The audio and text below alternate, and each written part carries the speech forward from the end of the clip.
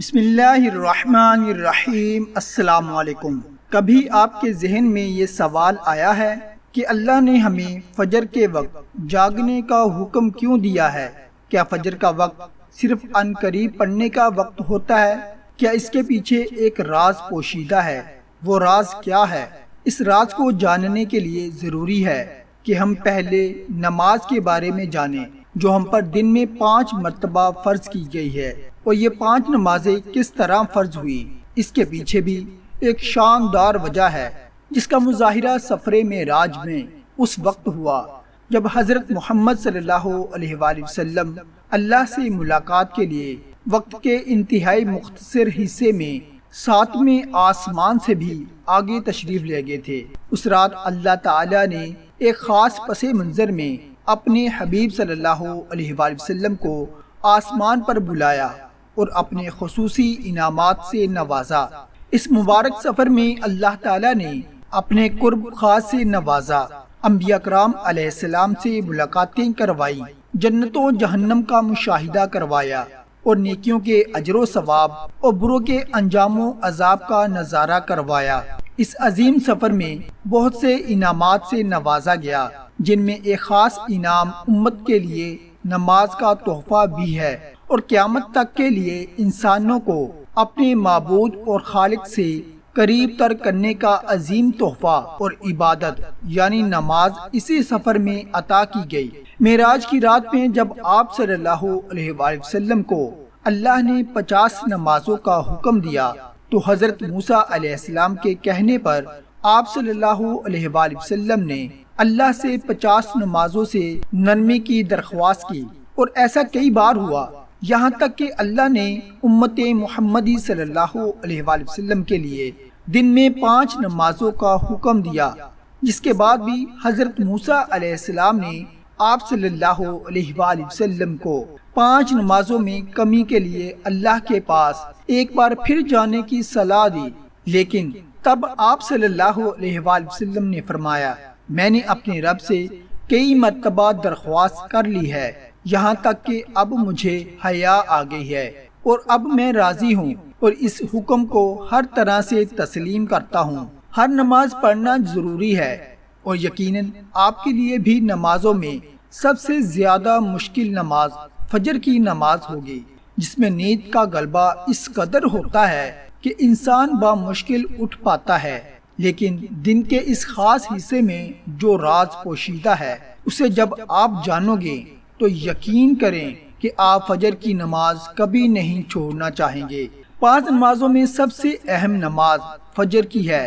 اس کی اہمیت کا اندازہ اس بات سے لگائیں کہ اللہ تعالیٰ فجر کی وقت کی قسم اٹھاتے ہیں اور فرماتے ہیں، قسم ہے فجر کی اور 10 راتوں کی، اور جفت اور طاق کی اور رات کی جب وہ چلنے لگے، یقیناً ان میں عقل مند کے لیے بڑی قسم ہے۔ جناب رسول اللہ صلی اللہ علیہ وآلہ وسلم نے فجر کی سنتوں کے بارے میں ارشاد فرمایا۔ حضرت عائشہ رضی اللہ تعالی عنہا سے روایت ہے کہ حضور اقدس صلی اللہ علیہ وآلہ وسلم ارشاد فرماتے ہیں، فجر کی 2 رکعتیں دنیا مافیا سے بہتر ہے۔ یاد رکھیں کہ فجر کی باجماعت نماز ایک مسلمان کی صداقت اور اس کا ایمان پرکھنے کی کسوٹی ہے۔ عبداللہ بن عمر رضی اللہ تعالی عنہ فرماتے ہیں، ہم اگر فجر اور عشاء کی نماز میں کسی آدمی کو نہ پاتے تو اس کے بارے میں اچھا گمان نہیں رکھتے تھے۔ فجر کی نماز جہنم سے حجاب ہے۔ جناب رسول اللہ صلی اللہ علیہ وآلہ وسلم نے فرمایا، جو شخص سورج نکلنے سے پہلے اور سورج ڈوبنے سے پہلے کی نمازیں یعنی فجر اور عصر پڑھتا ہے، وہ ہرگز جہنم کی آگ میں داخل نہیں ہوگا۔ فجر کی نماز جنت کی ضمان ہے۔ رسول اللہ صلی اللہ علیہ وآلہ وسلم نے ارشاد فرمایا، جو شخص 2 ٹھنڈی نمازیں یعنی فجر اور عصر پابندی سے پڑھتا ہے، وہ جنت میں داخل ہوگا۔ فجر کی نماز نہ پڑھنے پر وعید۔ حضرت عبداللہ رضی اللہ تعالی عنہ سے روایت ہے کہ جناب رسول اللہ صلی اللہ علیہ وآلہ وسلم کے سامنے ایسے شخص کا تذکرہ کیا گیا جو صبح ہونے تک سوتا رہتا ہے، یعنی فجر کی نماز ادا نہیں کرتا، تو آپ صلی اللہ علیہ وآلہ وسلم نے ارشاد فرمایا، ایسے شخص کے کانوں میں شیطان پیشاب کر دیتا ہے۔ فجر کی نماز کے لیے کس طرح اٹھے؟ نمبر 1، رات کو حتی الامکان جلدی سو جائیں۔ نمبر 2، سوتے وقت فجر کی نماز با جماعت ادا کرنے کا پختہ ارادہ کریں اور ارادہ کرنے میں مخلص بھی ہوں۔ نمبر 3، ایسے اسباب اختیار کریں جن سے فجر کی نماز کے لیے اٹھنا آسان ہو، مثلا الارم والی گھڑی میں مناسب وقت پر الارم سیٹ کر کے اس کو مناسب جگہ پر رکھیں۔ اگر ان امور کی رعایت کر کے سوئیں گے تو انشاءاللہ فجر کی نماز جماعت کے ساتھ ادا کرنا آسان ہوگا۔ پھر بھی اگر کسی دن اتفاق سے بیدار ہونے میں تاخیر ہو جائے تو جس وقت بھی آنکھ کھلے سب سے پہلے نماز ادا کر لیں۔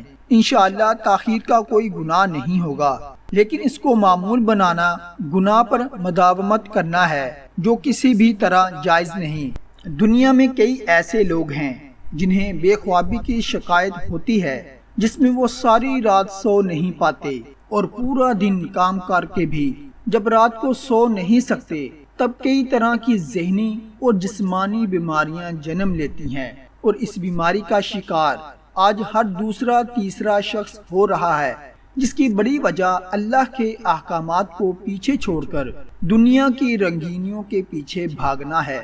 ساری رات جاگنے کے بعد فجر کے قریب کچھ دیر نیند آ جاتی ہے، لیکن وہ نیند جسم کو پرسکون نہیں رکھتی، جس کی وجہ سے اکثر لوگ جاگتے جاگتے اور ہر قسم کی دوائیوں کے استعمال کے باوجود جب سو نہیں پاتے تو اللہ سے یہ سوال ضرور کرتے ہوں گے کہ اے اللہ، مجھے نیند کیوں نہیں آتی؟ آخر کیا وجہ ہے؟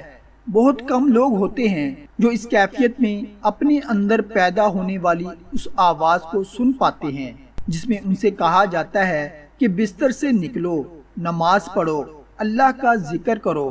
اور یقین کریں جو لوگ اس آواز کو سن پاتے ہیں اور اس پر عمل کرتے ہیں انہیں تا حیات کبھی بھی بے خوابی کی شکایت نہیں ہوگی۔ اس حوالے سے ایک صوفی نظم ہے جسے ایک امریکی مسلم نے ترجمہ کیا ہے، جس کا ٹائٹل ہے دوبارہ مت سو جانا۔ صبح کی ٹھنڈی ہوائیں ایک راز لاتی ہیں، تمہارے لیے دوبارہ مت سو جانا۔ خود سے پوچھو تم کیا چاہتے ہو؟ دوبارہ مت سو جانا۔ لوگ دروازے کی چوکھٹ سے آ جا رہے ہیں، جہاں دو دنیایں ملتی ہیں، وہ دروازہ گول اور کھلا ہے۔ دوبارہ مت سو جانا۔ اس نظم میں بیان کردہ دروازہ ہماری دنیا اور اس دوسری دنیا کے ہے، جہاں سے فرشتے ہر صبح اور شام کو اترتے ہیں، جن کا ذکر اس حدیث پاک میں ملتا ہے، جس میں آپ صلی اللہ علیہ وآلہ وسلم نے فرمایا ہے کہ رات اور دن میں فرشتوں کی ڈیوٹیاں بدلتی رہتی ہیں، اور فجر اور عصر کی نمازوں میں ڈیوٹیوں پر آنے والے اور رخصت پانے والوں کا اجتماع ہوتا ہے۔ پھر تمہارے پاس رہنے والے فرشتے جب اوپر چڑھتے ہیں تو اللہ تعالیٰ پوچھتے ہیں، حالانکہ وہ ان سے بہت زیادہ اپنے بندوں کے متعلق جانتا ہے، کہ میرے بندوں کو تم نے کس حال میں چھوڑا؟ تو وہ جواب دیتے ہیں کہ ہم نے جب ان کو چھوڑا تو وہ فجر کی نماز پڑھ رہے تھے، اور جب ان کے پاس گئے تب بھی وہ عصر کی نماز پڑھ رہے تھے۔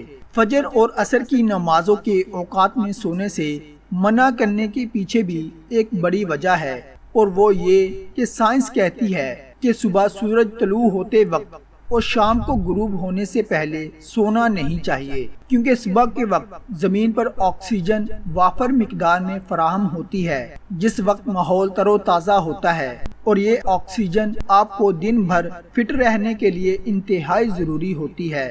تو جو اس وقت سو جاتا ہے تو وہ اس تازہ آکسیجن سے محروم رہ جاتا ہے، اور عصر کے وقت زمین پر آکسیجن کی کمی ہو جاتی ہے، تو اگر کوئی سو جاتا ہے تو اس کو آکسیجن کی فراہمی کم ہوتی ہے، جس کی وجہ سے جب وہ جاگتا ہے تو اس کے سر میں درد اور طبیعت بوجھل ہو جاتی ہے، اور یہی بڑی وجہ ہے کہ دین اسلام میں ان دونوں اوقات میں سونے سے منع فرمایا گیا ہے۔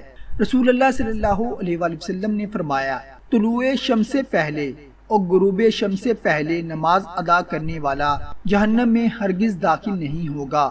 نماز فجر کے بارے میں ایسے بے شمار فضائل اور بھی ہیں جن کو ہم نہیں جان سکتے۔ اگر انسان ان کو جان لے تو کبھی کوتاہی نہ کرے رسول اکرم صلی اللہ علیہ وآلہ وسلم کا فرمان ہے، اگر وہ لوگ عشاء اور فجر کی فضیلت کے بارے میں جان لیں تو وہ ضرور نمازوں میں حاضر ہوں گے، چاہے ان کو خود کو ٹھیستے ہوئے ہی آنا پڑے۔ اب آپ خود اندازہ کیجئے کہ ایک طرف ان دونوں نمازوں کی کتنی فضیلت و اہمیت ہے اور دوسری طرف ان کی ادائیگی میں کتنی سستی اور لاپرواہی بڑھا دی جاتی ہے۔ اللہ تعالی ہم سب کو 5 وقت نماز پڑھنے کی توفیق عطا فرمائے، آمین۔ اگر آپ کو یہ ویڈیو اچھی لگی تو کمنٹ میں ضرور لکھیں آمین ثم آمین۔ اللہ تعالیٰ آپ کا حامی و ناصر ہو اور 5 وقت نماز باجماعت ادا کرنے کی توفیق عطا فرمائے، آمین۔